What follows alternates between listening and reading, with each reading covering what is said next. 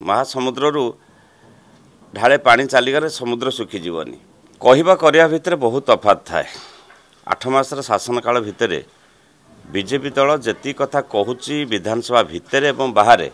लोक देखुं लोक जानुंट केते दूर कार्यकारी होउची आगामी दिन कह से कौन कर कथा निर्दिष्ट भाव में कहवा कि ठीक हेनी समय कह से कौन कार्यक्रम ने कथा कम कौन मेल रगामी दिन कह गत 30 स्तरीय पंचायत निर्वाचन में विजु जनता दल सारा ओडिशा रे एकपाखिया विजय हासिल करथिला एवं सेतबेले विरोधी दल कौन सत्ता नथिला कौन जिले में आज सत्तार परिवर्तन होती राज्य स्तर में सरकार परिवर्तन होती स्वाभाविक भाव में किसी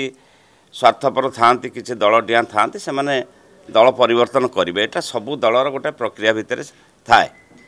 से कौन फरक आसबनी महासमुद्रु ढाले पानी चलीगले समुद्र सुखीजीवनी